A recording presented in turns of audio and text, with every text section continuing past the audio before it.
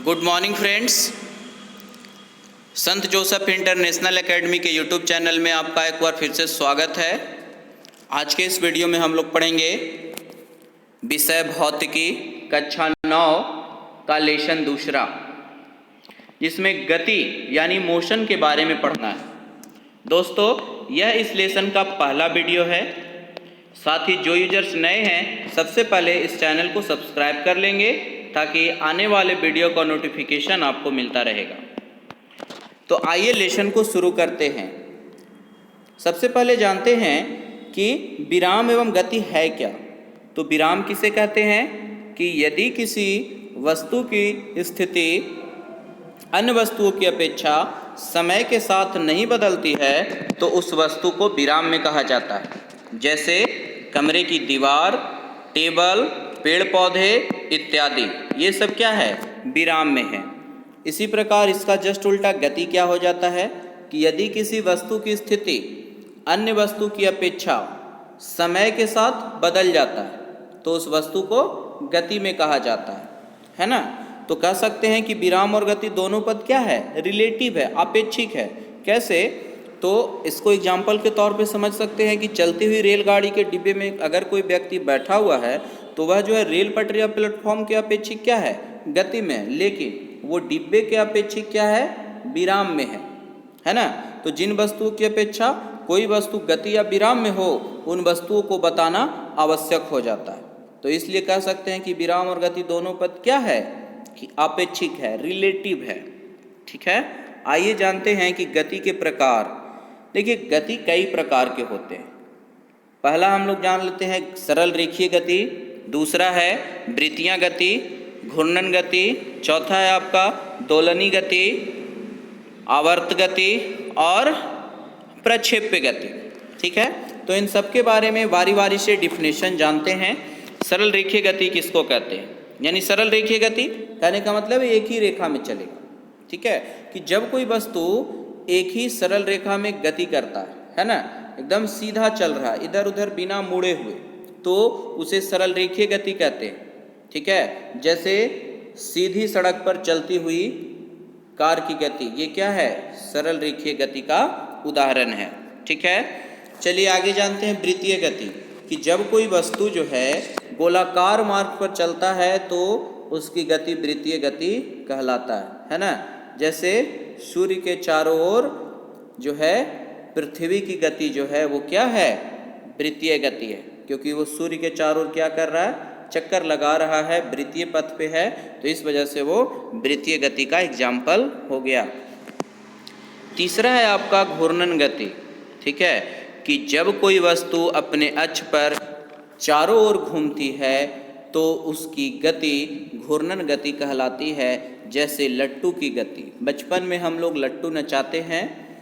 जब लट्टू पर रस्सी खींचकर जमीन पर खेलते हैं लट्टू को, तो उसकी जो नोक रहता है उस पर लट्टू घूमने लगता है, तो इस वजह से कह सकते हैं वह एक घूर्णन गति का एग्जाम्पल है।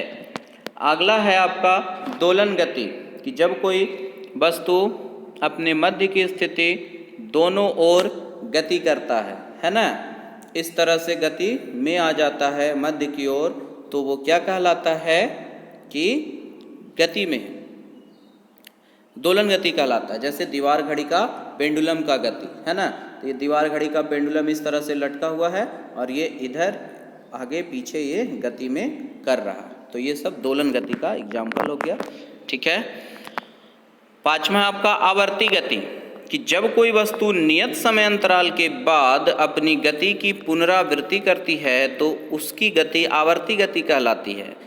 जैसे झूला झूलते हुए बालक है ना, कि अगर कोई झूला झूल रहा है बालक तो एक निश्चित समय पे वो आगे जाएगा और उसी निश्चित समय पर वो उतना ही पीछे जाएगा। साथ ही सिलाई मशीन का जो दूरी का जो होता है, सुई का जो होता है टाइम, वो बराबर होता है, एक पीरियड में आता है, टाइम पीरियड में आता है, वो आवर्त गति कहलाता है। तो ये सब एग्जाम्पल हो गया।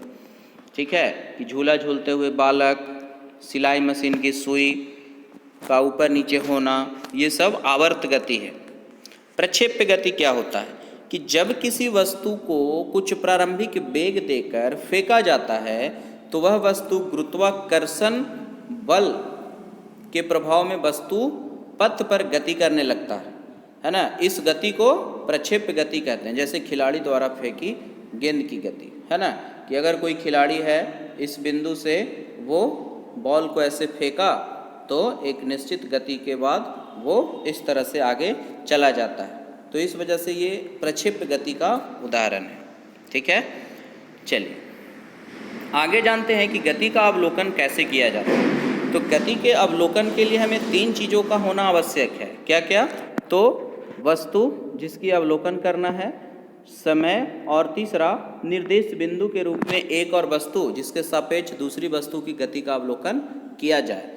तो ये 3 चीज़ों का होना आवश्यक है, तभी हम किसी गति के बारे में जान सकते हैं। कि कोई वस्तु होना चाहिए, कुछ समय होना चाहिए, समय लगेगा ही गति करने में, और एक लेकिन निर्देश बिंदु होना अति आवश्यक है।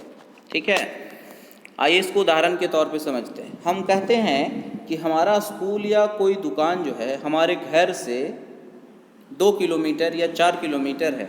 तो यहाँ पर हमारा एक घर क्या हो गया? निर्देश बिंदु है, जिसके सापेक्ष हम किसी जगह की दूरी बतलाते हैं या ज्ञात करते हैं कि निर्देश बिंदु को मूल बिंदु भी कहा जाता है। तो ये ध्यान में रखिएगा कि मूल बिंदु अगर है तो हम किसी भी गति का अवलोकन तुरंत कर सकते हैं। साथ ही साथ तो एग्जाम्पल के तौर पे समझ लिए इसको कि मूल बिंदु क्या हो गया? हमारा घर हो गया। अब घर से पूछ रहा है कि 2 किलोमीटर हमारा स्कूल है या 2 किलोमीटर दूर दुकान है, तो आसानी से हम उस गंतव्य स्थान तक पहुंच सकते हैं। ठीक है, मूल बिंदु अगर दिया हुआ है तो। ठीक है, आगे बढ़ते हैं अब कि दूरी तथा विस्थापन किसको कहते हैं। तो दूरी सबसे पहले जानते हैं कि डिस्टेंस किसे कहते हैं, कि किसी वस्तु द्वारा तय की गई कुल दूरी यानी पथ की लंबाई दूरी कहलाती है। तय की गई दूरी का केवल क्या होता है? परिमाण होता है। इसीलिए यह एक अदिश राशि होते हैं। इसके परिमाण को केवल अंकीय मान द्वारा ही व्यक्त किया जाता है, अर्थात दूरी में केवल क्या होता है? परिमाण होता है। जैसे ए से चले हम इस तरह से ऐसे टेढ़ा मेढ़ा रास्ता और यहाँ पहुँच गए बी तक, तो पथ में जितनी भी ये लंबाई हमको कवर करना पड़ा, ये सब क्या कहलाएगा? दूरी कहलाएगा। ठीक है, ये सभी दूरी कहलाएगा। चलिए, तो यह एक अदिश राशि होता है, इसमें दिशा नहीं होता। अब विस्थापन किसको कहते हैं ये समझिए, कि किसी वस्तु की प्रारंभिक तथा अंतिम स्थिति के बीच की न्यूनतम दूरी को वस्तु का विस्थापन कहते हैं।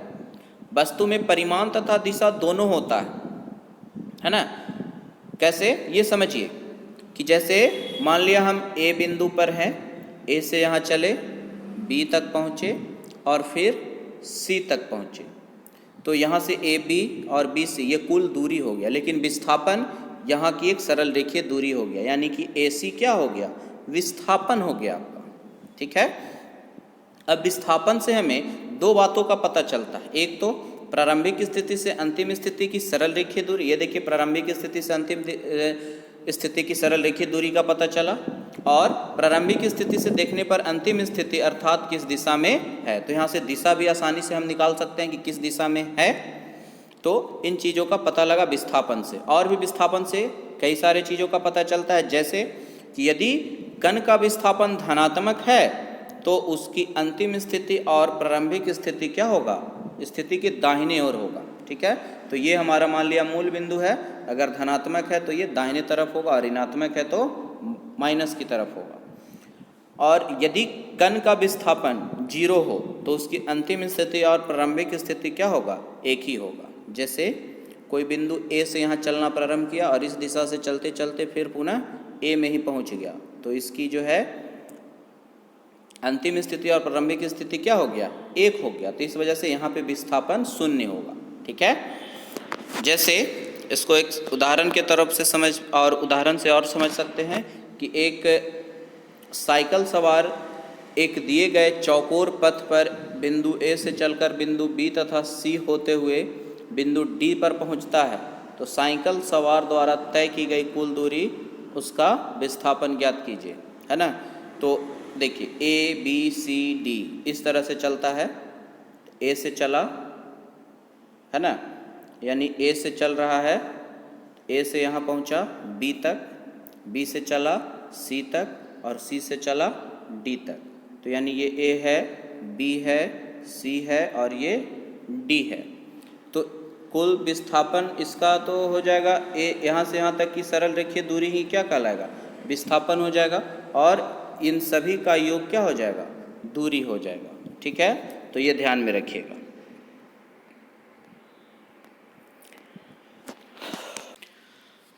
अब आइए जानते हैं अदिश और सदिश राशियां क्या होता है।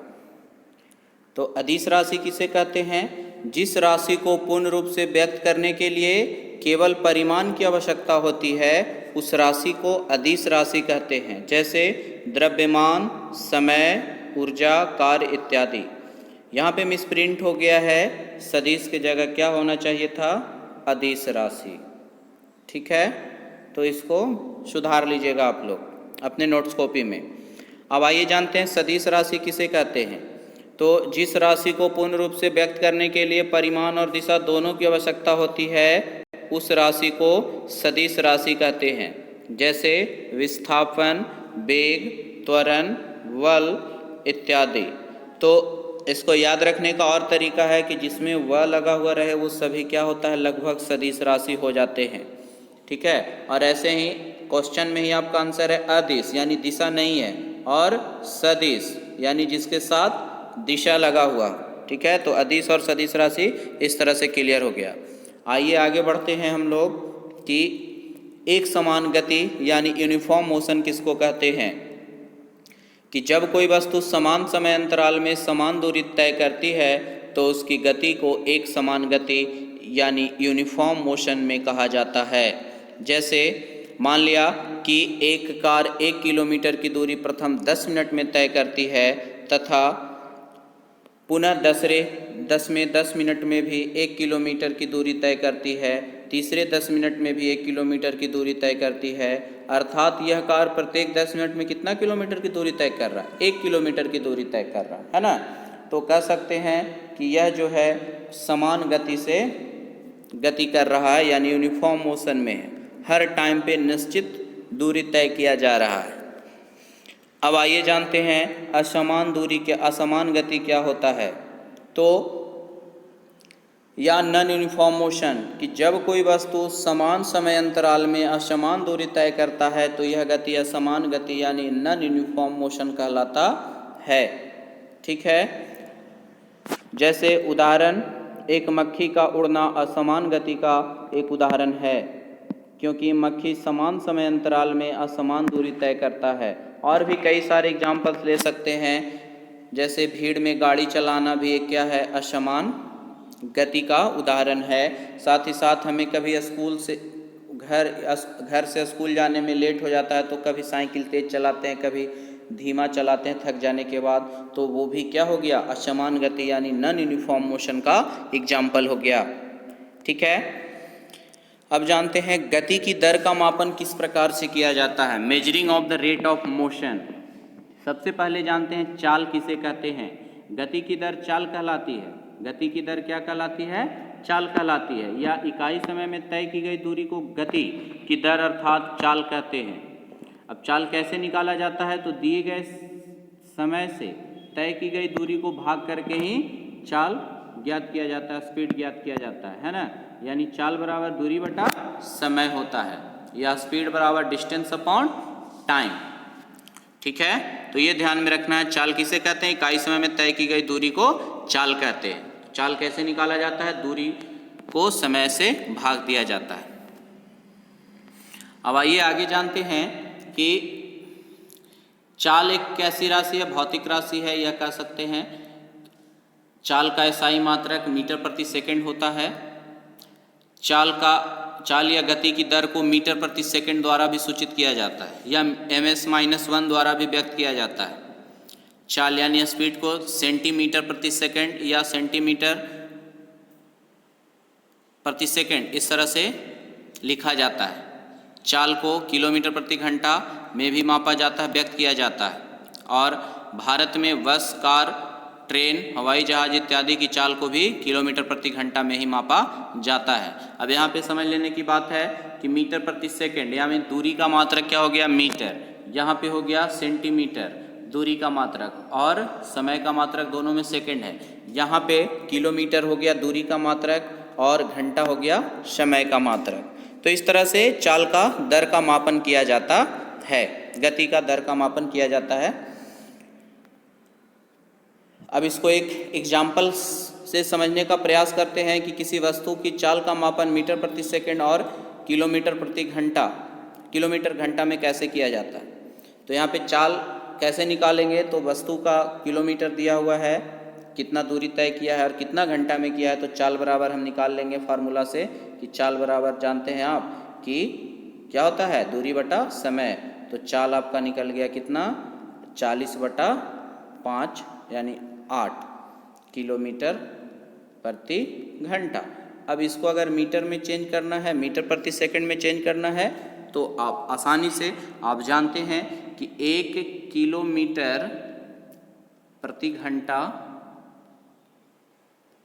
बराबर होता है आपका 100 किलोमीटर को चेंज कीजिएगा तो 1000 मीटर, और बटा घंटा को चेंज कीजिएगा तो 60 मिनट इंटू 60, फिर 60 से गुना कर दिए तो सेकंड में कन्वर्ट हो गया, यानी 3600 हो गया। तो इसको कैलकुलेशन कीजिएगा तो कितना आ जाएगा 5/18 मीटर प्रति सेकंड। तो या कह सकते हैं आप कि 18 किलोमीटर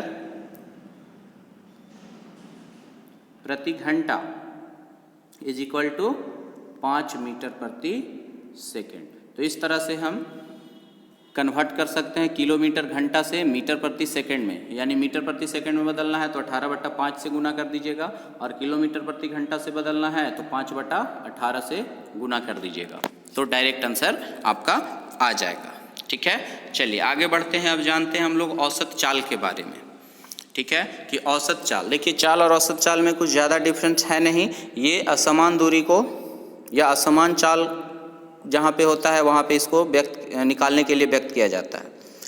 वस्तु की औसत चाल उसके द्वारा तय की गई कुल दूरी को कुल समयावधि से भाग देकर ही प्राप्त किया जाता है ना। यह आवश्यक नहीं है कि वस्तु एक समान गति से चलती हो, क्योंकि प्रायोगिक रूप से अधिकांश वस्तुओं की गति असमान होती है। इसीलिए उन वस्तुओं की चाल जो कि असमान गति से चलती है को औसत चाल के द्वारा व्यक्त किया जाता है ना।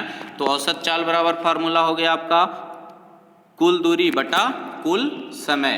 तो ये ध्यान में रखिएगा कि औसत चाल बराबर होता है कुल दूरी बटा कुल समय। जितना भी दूरी दिया गया है सबका ऐड हो जाएगा, और जो भी समय दिया हुआ है वो उसका भी सबका ऐड हो जाएगा, तभी हमारा औसत चाल निकल पाएगा। ठीक है, प्रायः दूरी को अंग्रेजी के अक्षर एस से निरूपित किया जाता है ना, और समय को टी से और चाल को भी से सूचित किया जाता है। तो चाल बराबर यह कह सकते हैं भी बराबर एस बटा टी भी इसको कह सकते हैं। ठीक है, भी बराबर एस बटा टी। अब देखिए एक उदाहरण लेकर के इसको समझने का प्रयास करते हैं कि एक रेलगाड़ी 150 किलोमीटर की दूरी 4 घंटे में तथा अगले 300 किलोमीटर की दूरी 5 घंटे में तय करता है, तो रेलगाड़ी की औसत चाल क्या होगा। तो औसत चाल का फार्मूला अभी हम लोग जाने कि कुल दूरी बटा कुल समय। तो कुल दूरी 150 प्लस 300 कितना हो गया 450, और कुल समय कितना हो गया 4 और 5, 5 और 4 9, 9 से 45 काट दीजिएगा, कितने बार में कट जाएगा तो 50। तो इस तरह से 50 किलोमीटर प्रति घंटा हो गया औसत चाल। ठीक है, और अगर इसको मीटर प्रति सेकंड में बदलना है तो क्या कीजिएगा, तो 5/18 से गुना कर दीजिएगा। ठीक है, चलिए आगे बढ़ते हैं कि वेग किसे कहते हैं। किसी गतिमान वस्तु का वेग इकाई समय में वस्तु का विस्थापन है। वेग एक क्या है, सदिश राशि है, इसका इकाई मात्रक मीटर प्रति सेकंड होता है, और वेग बराबर फार्मूला होता है विस्थापन बटा समय।